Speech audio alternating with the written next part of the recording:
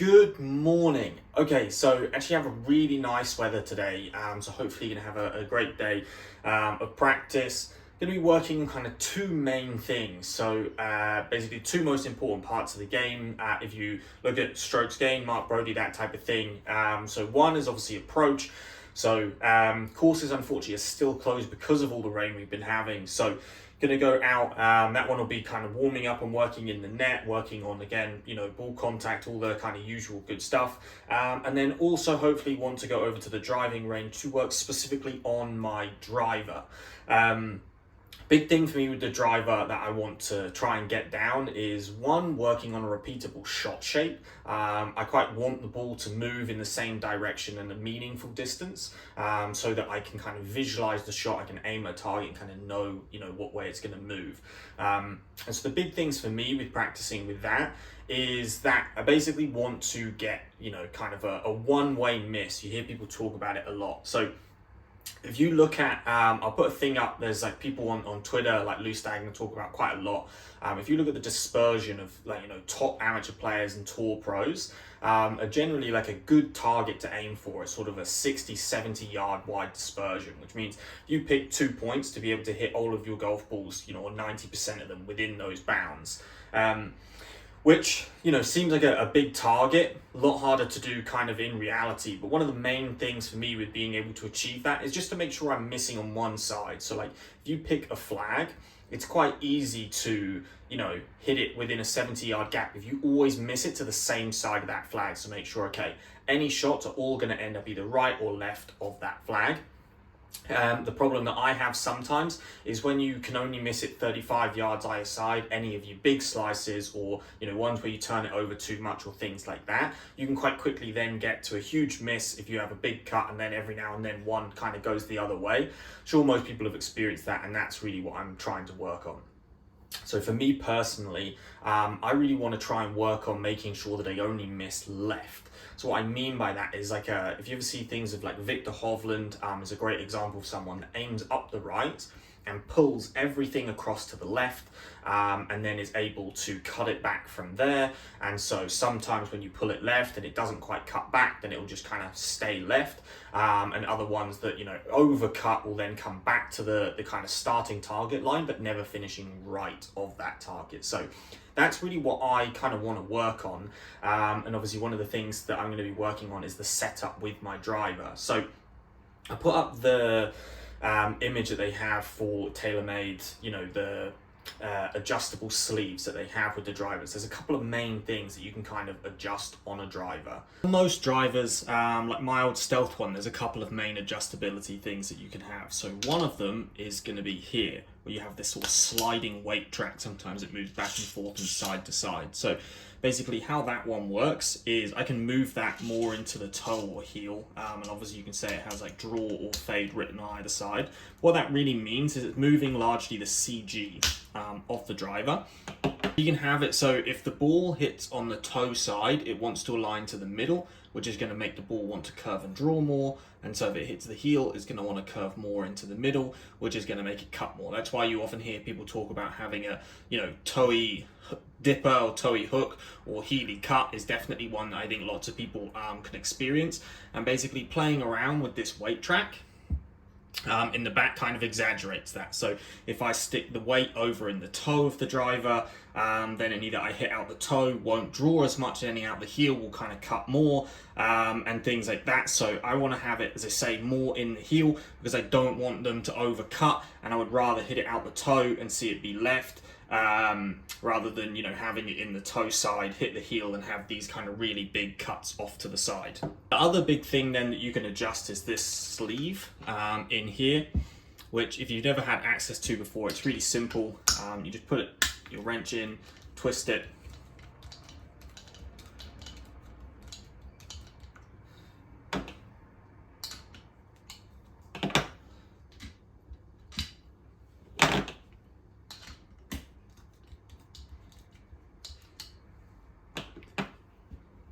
okay, and so then that just comes off like that, which leaves you with this. You can take that off, and then basically turn it round and put the head back on, and set it to the one that you want. Again, if you've never used it before, you then literally just tighten it up. And all of these, you will have heard it when I did the sliding weight track one before.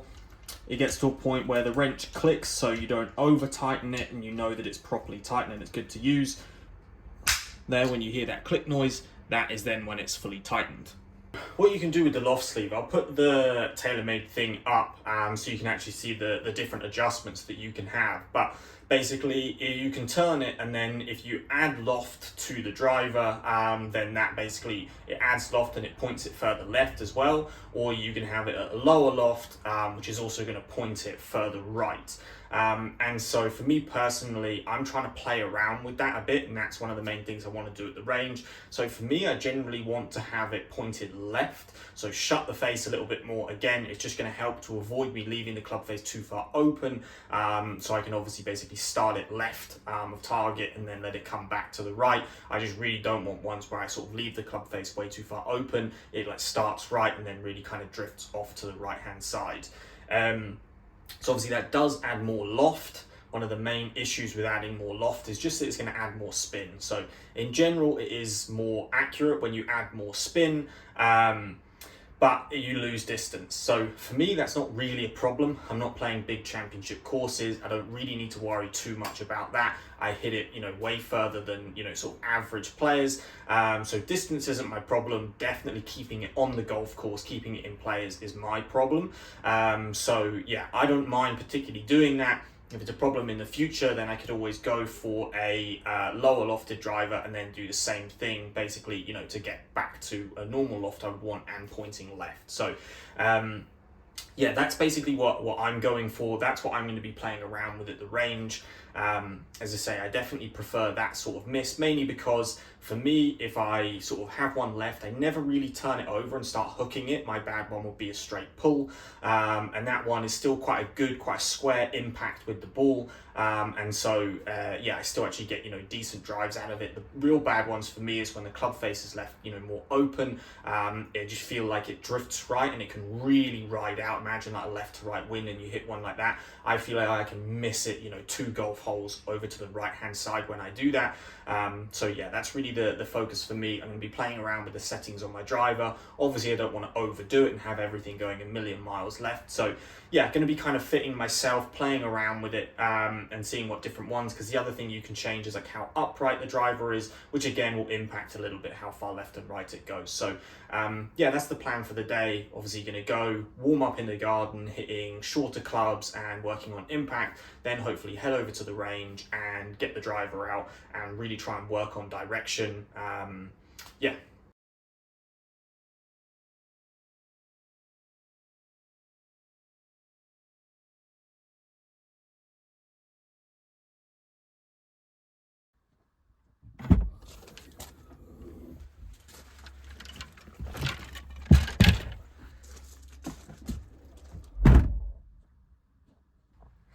So as you can see, the good weather did not last for very long. So going to switch gears, do everything I was going to do, but I'm just going to go and do it at the range. So warm up through the irons and stuff. Then obviously switch into the driver.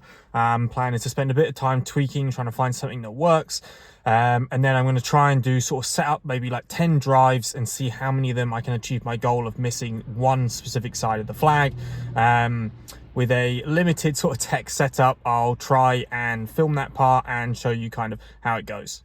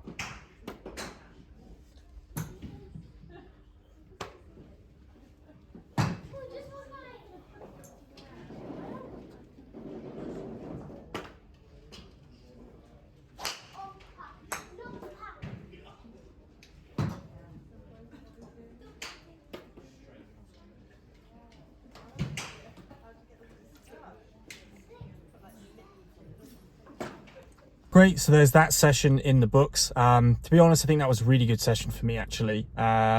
See, especially with the driver, I think I had 2 that I missed slightly right of the target, which definitely still something to work on. Although, to be honest, my target was a little bit right of where the flag was, like lining up with the mat. So yeah, that was why you didn't see any maybe as far left, and 2 like a couple a little bit right. I think they were all within the window, the sort of 70 yards. So yeah, pretty happy with that. That was definitely a good day for me. You could see, obviously, I'm at the driving range, so they just have the TrackMan normalizer thing on there, so there's a little bit of sort of, you know, guesswork. They don't behave exactly the same as a normal ball does, as much as it tries to kind of equalize it out. But yeah, really happy with that, really happy with the stuff I was doing. Settings on the driver I ended up with was like the second most closed version, and the heel, the weight, sorry, all the way in the heel. That definitely found the best results for me, trying to minimize the amount that I kind of leak out to the right hand side. So yeah, really happy with that, really happy with how things are going at the moment. Can't wait for the golf courses to get open and get into a few competitions.